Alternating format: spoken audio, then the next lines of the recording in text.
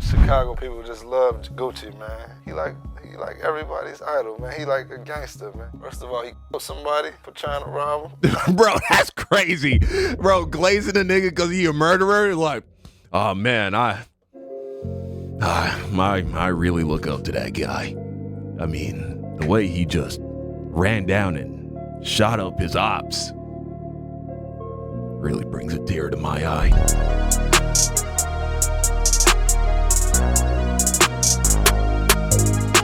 The fake gangster who ruined his career in one interview, aka CJ, video by Luesta. Luesta? Let's dive in, man. CJ, 2 years ago, CJ was one of the most popular names in the hip-hop genre after dropping his explosive hit record titled Whoopty. In the span of less than a year, he went from being a nobody from Staten Island to having a #1 hit record on the charts, co-signs from some of the biggest names in the industry, and scored a major record deal with literally just 2 official songs to his catalog. However, over the last year, CJ's audience has decreased by nearly 90%, according to Social Blade. And his Google Trends graph further shows just how much he has faded into irrelevancy. Wow. Earlier this year, it was also reported he was officially dropped from his label, which showcases just how bad his fall off has become. That's crazy, it's your boy bro. Luesta, and today we're gonna It's Luesta. Bro, that's crazy because I remember when that song dropped, Whoopty, you couldn't go anywhere without hearing it. And now that I think about it, I haven't seen bro in forever. Investigate why CJ disappeared off the face of the planet. There we go. When CJ dropped his song Whoopty on July 30th, 2020, it popped off immediately, which was pretty sus for a few reasons. I mean, for one, if we use the Wayback Machine, we can see that this guy barely had 40,000 subscribers on his channel when he somehow managed to pull in 7 million views on a video. A month later, it jumped to nearly 80 million. So how did this random Latino guy from Staten Island, New York, absolutely decode the secret to going viral in the modern music era?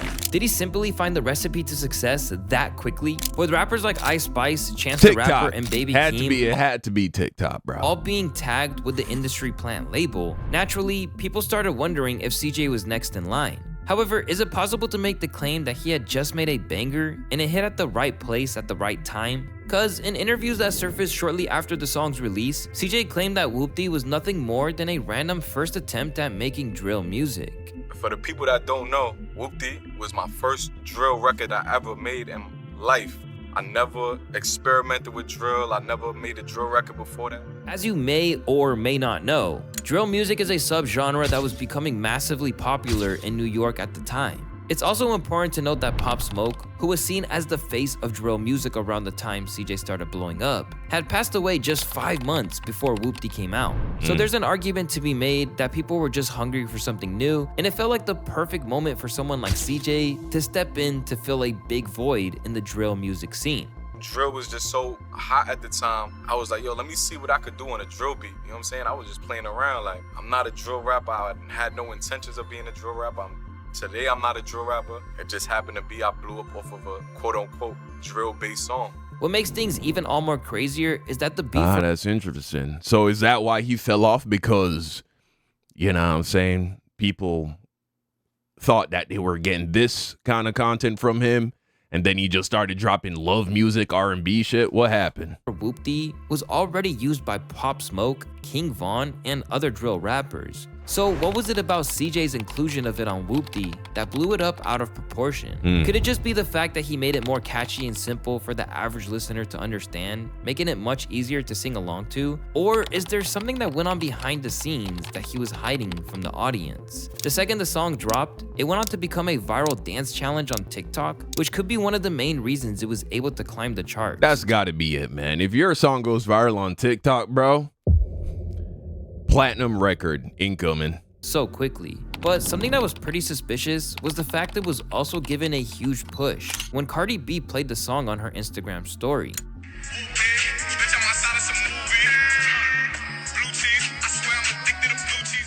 French Montana then made him an honorary member of Coke Boys with the gift of a chain. He then got legends like Busta Rhymes to feature on his songs, and even Mark Wahlberg was seen hanging out with this dude. That's crazy. So it's no secret that something deeper was probably going on behind the scenes. With all these people in his corner, it didn't seem too out of pocket when he said he wanted to be one of the greats. Although it was an extremely high bar to set for someone who had just a solo single on Spotify up at the time.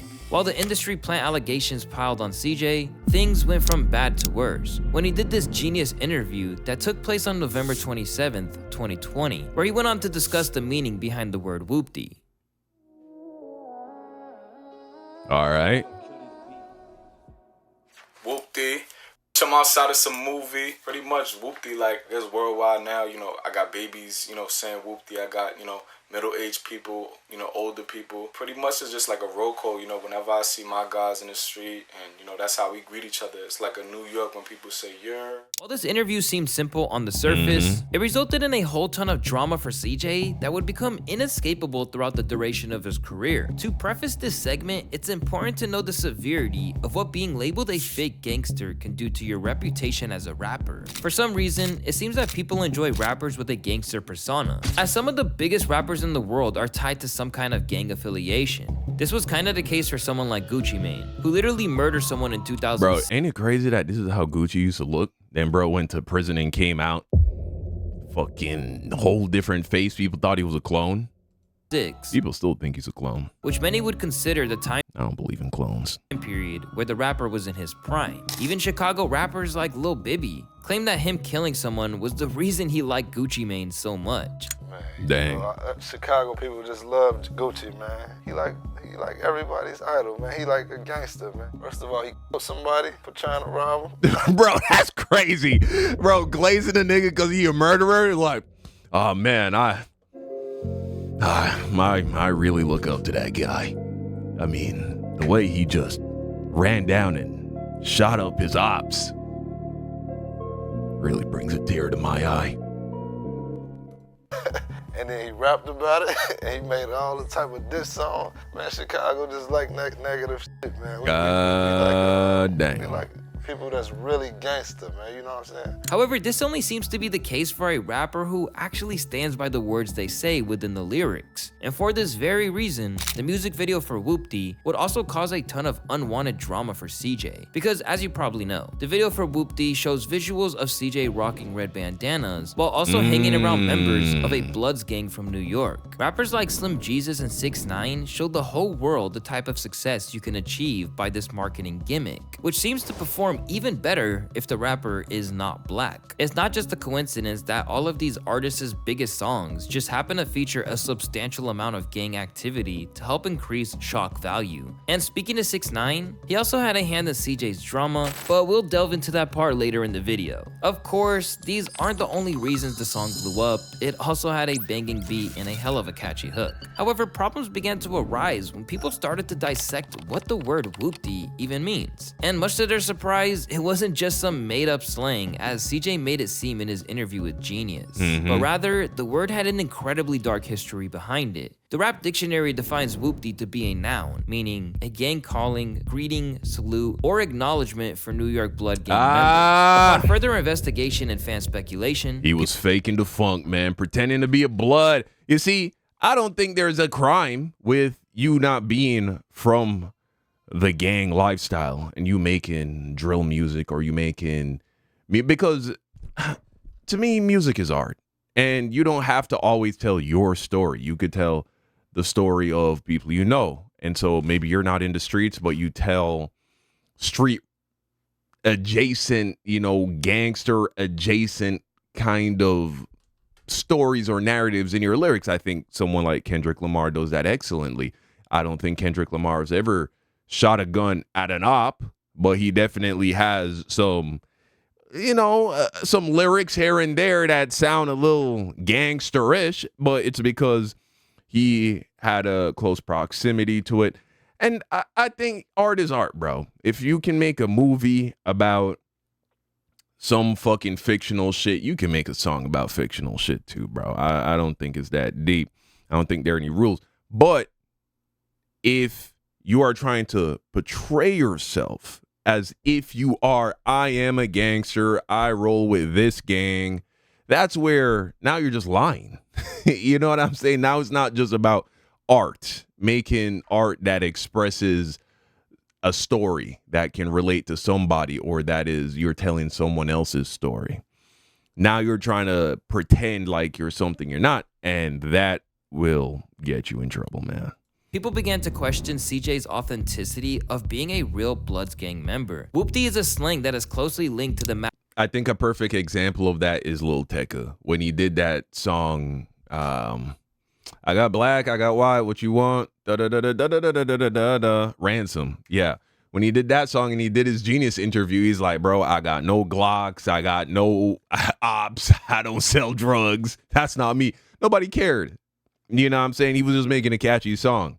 Mac Baller Bloodhound Brims, which is a notorious gang in New York City that's been around since 2005. At one point, it was considered to be one of the most dangerous gangs in New York. According to a post that dates back to 2014, the Mac Baller Brims were known for doing some pretty serious stuff. For instance, some members actually kidnapped a dad, whose child is a prosecutor in North Carolina, all because they were mad about the sentence one of their own got. And there's another tragic story of a 14-year-old kid who got mixed up in all this and ended up getting shot by the cops. It's also said that joining this gang could mean you've got to commit murder as your initiation. These incidents show the dangerous and risky world CJ was stepping into, and if he really wasn't about that life, he was making a big mistake for clout. And it's clear that CJ was definitely affiliating himself with this group, as people began to notice that he had referenced specific gang members from the Bloodhound Brims in his lyrics, when he said, I got all this water on me like Fiji. I posted up with hats and the sleazies.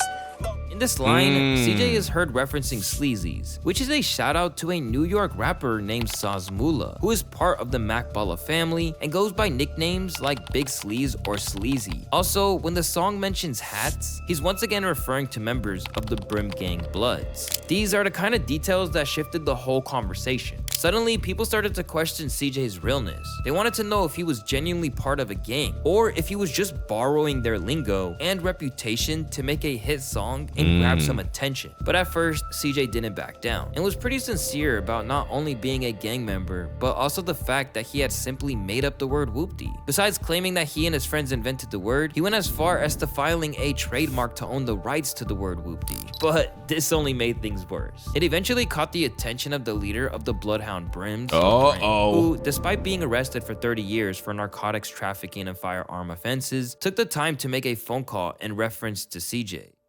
Yeah, this your boy, Latik La Brim Johnson. So I'm going to take a moment to set the record straight for you. I see there's a lot of controversy over this Whoopty thing. So first and foremost, CJ made a hot song, but the content that he used is not his content. So his foundation is based off a lie. He's not Whoopty. He don't know nothing about Whoopty. He went on to state that CJ knows nothing about Whoopty, and that he literally stole the term, claiming that his song was disrespectful to the entire gang. That I heard the kid was trying to claim it as something that he made or that him and his dudes grew up with. I didn't appreciate the fakeness. Oh, yeah. But that to me, like, that was some fraud. That was some busted. Like, everybody know where Whoopty come from. He didn't even understand what Whoopty is. So I was very disappointed with that situation. Very. This phone call from LeBrim had a quite severe impact on CJ's street cred, with more gang members and affiliates questioning CJ's authenticity. One user wrote a comment stating CJ owes them royalty percentages, while another claimed that New York Bloods were getting finessed. A member of the Bloods gang by the name of G5 Reels hopped on Instagram Live to fire more shots at CJ's inauthenticity. Next, you got around that been putting on for this shit for years, nigga. Oh, yeah. Yeah, you know these niggas put the fear of God in this nigga's heart. That's why he really fell off. It ain't even about none of this shit, bro. Look at Drake. You know, Drake been acting gangster. Drake, Jimmy from the Degrassi, right? He's a Jamaican, Canadian, British gangster, international goon. And he gets away with it. Why? Because fucking nobody cares, dude. It's really this, though. You see, but Drake ain't do anything fraudulent like this. Pretending, like stealing lingos from gang and being like, I made this shit up and, oh, I roll with these gangsters and you have no affiliation at all. Yeah, bro. you're going to get people on you. And now, pause, and now CJ, who is not like that, who's not really hood like that, got all these gangster dudes irritated, making videos. You got the head honcho calling in from prison to set the record straight. You know he's seen all of this. This nigga start pissing his pants, bro. And now he just got all that fear and negativity in his heart and his soul and his mind. And y'all know what those kinds of emotions does to your ability to make progress and succeed.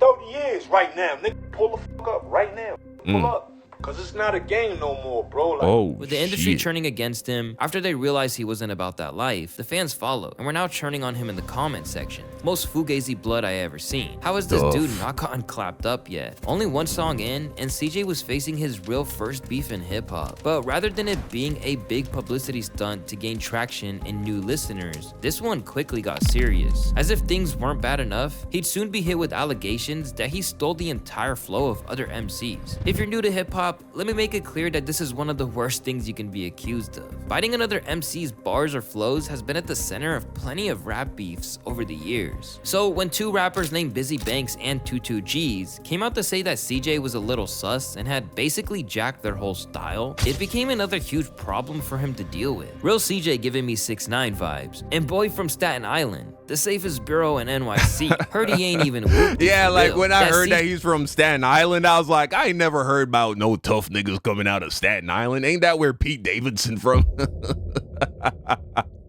Hey, I don't want no smoke with you Staten Island boys, though. I ain't saying they ain't got no real gangsters over there. I don't know. I don't know New York like that. But I'm just saying, I ain't never heard about it. You know, I've heard about the Bronx. I've heard about shit like that. But yeah. You know what I'm saying? I've heard about Jamaica, Queens. I've heard about, you know what I'm saying? I ain't heard about dudes coming out of Staten Island being all tough.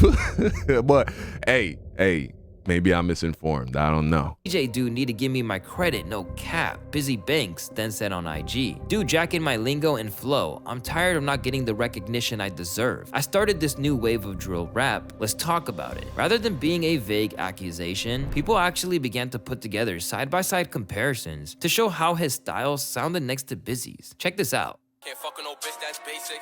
Look at my swag, the drip is contagious. Can't fuck no hoe, that's basic. I used to run up chasing really. Ooh, that's bad. Ooh, that's nasty. Slide, hop in the V, let's go for a ride. Wait, slide. Oh shit. Oh, this nigga carbon copied that shit. This nigga put that shit in the fucking photocopier.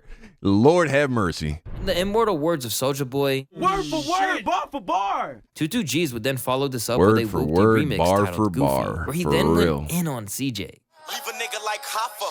He won't even need a doctor, nigga who shot you. Not even Whoopty. The song went viral, racking up nearly 1 million views, and fans were loving every bit of it. In a Reddit post discussing the disappearance of CJ, some fans claimed that 22G's diss was the nail in the coffin. But yet again, CJ wouldn't back down, and would keep pushing further into his gang member persona in a song called Hit Up, where he fires shots at 22G's gang, the Gangster disciples, as well as throwing up their gang signs with his hands in Bro, the— do you even have a gang though? You're sending shots at the gang, the GDs? You better got some real gang affiliations if you gonna be doing shit like that. video. Get you head up, no pop, come to your block and set up shop. The song also went crazy, gaining 3 million views. However, his fans were beginning to worry about CJ, being that he was now putting his whole life on the line. Then on April 7th, 2022, CJ made another bold move when he showed up to DJ Vlad to discuss the beef, claiming he would beat up 22Gs and Busy Banks if they kept dissing him. If it really came down to it, like, we could squabble, you know what I'm saying? Like, we could just get it on, you know what I'm saying? Like, if it's that serious, you know what I'm saying? It was like every other week from this point on, CJ would be confronted with another gang member attempting to prove he was a fraud, going on live stream after live stream to try to clear his name, and receiving countless amounts of threats. You can't do that, bro. You see, he fell into the trap. He fell into the trap. See, again, you cannot use force or effort to stop something. The more energy you put into something, the more it will gain more life. It will become a more concrete part of your reality. And so what this CJ dude should have done, he made the song, it was a hit, whatever. Well, first and foremost, when people started to ask him about it, he should not have tried to pretend that he was actually affiliated with this shit or he should have been like, you know what? I'm from New York. I've always admired the cultures that are ingrained in New York. You know what I'm saying? I got mad respect for that culture that has produced this word whoopty. A lot of people, we use that. That's just become common lingo in New York now. It started with this subculture with the Bloods, but now, you know what I'm saying, we were saying that shit in high school. Everybody says that shit now. I don't know if that's the case, but I imagine that's how you get a dude who's not affiliated with the gang saying shit like that. It's probably just something that kind of got normalized, popularized.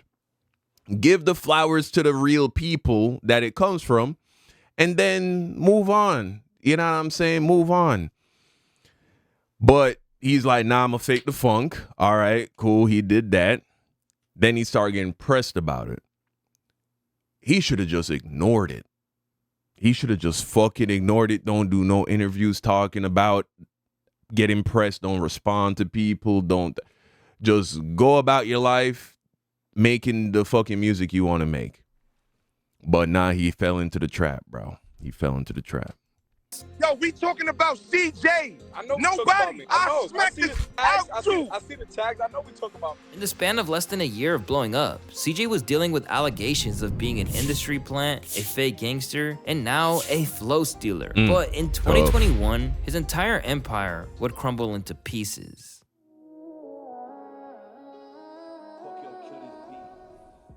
In January of 2021, the table officially flipped on CJ when the Pitchfork news site published an article completely exposing him, titled, "New York drill rapper CJ is nothing but a shameless ripoff." In this article, they detailed that CJ's rise to fame wasn't just some random luck like everyone assumed, and exposed crucial details about CJ that no one knew about when they claimed that his uncle was James Cruz. For those who aren't familiar, James is a high-powered executive in the music industry. During his time at Violator Management, he helped oversee the early careers of 50 Cent, Nicki Minaj, and Busta Rhymes, who, like I mentioned, gave CJ a pretty big feature early in his career. He also served as the president of Bad Boy Records for nearly 2 decades. Wow. The same Bad Boy Records that is run by Diddy and had French Montana on its roster for nearly a decade, which also explains the Every single time, man. It's not what you know, is who you know, right? French Montana cosign that I explained earlier as well. You see what I'm getting at here? Having a connection like that is huge because it opens doors. James's influence could easily get CJ's music played on radio stations, giving him an advantage most upcoming artists could only dream of. Now, here's another fun fact. One of CJ's first tracks was actually released back in 2018, the same time period that 6ix9ine was dominating the rap scene with hit after hit. Interestingly enough, CJ and 6ix9ine actually teamed up for a song called Pop that many people aren't aware of, as it was only released on SoundCloud. Fast forward a bit, and that collab came back to haunt CJ. It resurfaced online and got people talking on platforms like Reddit, claiming he was an industry plant. His uncle James didn't exactly shy away from the fact that he had a hand in CJ's career either, and straight up exposed him in an interview discussing CJ's success, where he literally revealed that he came out of retirement just to manage him. And I said, okay, play me the record. They play me this record called Whoopty. I go, shit, you got a record. Like, you got one. Like, damn, I ain't expect that. And then I said, what else you got? He said, what else I need? It ain't gonna work with one record. What you want? What you want me to do? You want to perform on Carnival Cruise Lines in 30 years? Like, you need a body of work. Looks like Uncle James could have been onto something, as that's basically how his career played out now. As you will see, he basically told CJ his future. Still, he called in some favors to get CJ positioned for success. I'm gonna help the kid. I'm gonna help him. He deserves it. He's family. His pops called me, and I gave his pops a promise, and I spoke to his moms, and I said, I got this. Get him a record deal. To make matters worse, James didn't even step aside after CJ was set up. He was heard telling his nephew what to reveal and what not to during interviews. Somebody said, shh. Yeah, oh, we ain't supposed to be talking about that? You gotta have 2 different album deals? Shout out to James Cruz. When you're already suspected of an industry plant, allowing another man to publicly tell you what to say isn't going to help things. Even if he was trying to put his head in the sand and ignore it, that didn't mean that a change in the public's interest in CJ was taking place. It didn't stop there either. Once the track's uncleared sample nearly led to Whoopty being taken off streaming platforms, Uncle James took out $80K of his own daughter's college fund to keep the track online. So even though CJ initially tried to paint himself as this self-made rapper who did it without a deal or a team having made it to the top, the truth was much different than the story he'd sold to the public. Initially, CJ tried to move past the industry plan talk, just as he'd attempted to overcome the rumors of being a fake blood. There's no response. You know what I'm saying? I don't pay that no mind. You know, everybody got an opinion. You can't satisfy everybody. You know what I'm saying? So it's like I'ma just keep doing what I do. You know what I'm saying? And elevating. You know what I'm saying? And perfecting my craft. I don't really pay no mind to what the internet's saying. So when he dropped the but that's not it. You did the exact opposite. You not paying any mind, but yet you're talking about it in interviews. You're responding to people on social media, and so you paid it all the mind in the world. And that's why you ended up where you did. EP called Loyalty Over Royalty in 2021, it pretty much fell off the face of the earth without anyone noticing. Later, he would try to shoot himself some bail for that EP, disappearing quicker than Jimmy Hoffa. It started becoming so much of a conversation that it got in my head that I was. So I started making more drill music. You know what I'm saying? Because I was getting so much love from that movement that I was like, fuck it, I'm gonna do a whole EP of this shit. And I did. But then I realized, I'm like, yo, like, I gotta be me. And I can't get caught up in that drill shit. That shit came with a lot, bro. Basically, he tried to replicate the success of Whoopty and found that the audience that had helped make that track a hit wasn't checking for him anymore. And to make things worse, no one bought his excuses either. CJ ain't a real artist. He realized it when the Gangster started calling him out for jacking the style and ain't really about it. He faked it to be a blood, and he's a wannabe. His 15 minutes are up already. Fast forward to today, and he's still trying to dress up the fact that he chased a wave and had it backfire in every interview. When a label hears a song, they're coming to you like, tell me you have 5 more of these. Of course. Now, in the back of your mind, that's everybody's dream. Yeah, that's, in the back of your mind, you'll probably be like, it's not the type of artist I am, but I did make the song. Exactly. Now, also, people in the streets are trying to bring you into, like... Exactly. I kind of just wanted to, like, stay away from that a little bit, you know what I'm saying? Get back to my melodic shit, jump into the Latin shit, do this, do that, just so I don't get that pigeonhole label, you know what I'm saying? The track Replica got some viral success. It obviously wasn't enough for CJ though, because he's returned to trying to make drill tracks that tried to capture the essence of Whoopty's success. In some cases, he just basically copied the song to the letter, and the results are pretty ridiculous to be honest. Peep this clip of Dubai from August of 2022. You wanna cry Miami? Huh. Or you rather cry Dubai? Too fly.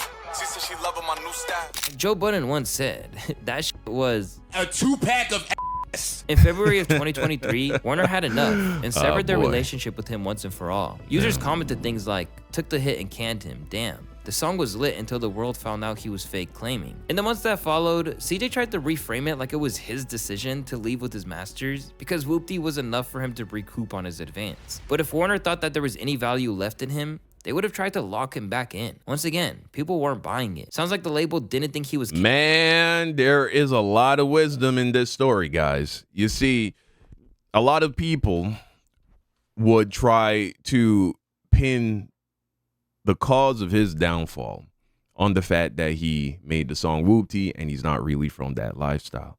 But that's not really it, bro. This reality we live in, it's all about energy. And if you follow along that story that was told, there's just so much fear, so much explaining himself, so much, even just that song Dubai, trying to recreate Whoopty. He doesn't understand that he is the creator of his reality. He is the creator of his situation. He said, oh, the external world, the people, the audience, they liked Whoopty. And so I'm struggling right now. I need to make another song like Whoopty, but his energy was all fucked up. He has all of this negative shit going on in his head. He's constantly, I imagine he's had that conversation a million times with people in his life, talking about Whoopty and get impressed and, oh, you're a fake drill rapper, and he's going to sleep thinking about this shit. He's waking up thinking about this shit. So his energy is all fucked up. And so that's what he got, because you always get more of what you already have. But that was an interesting story, man. I hope you learned something. But let me know what you think in the comment section down below. Thanks for watching. Like the video. Peace.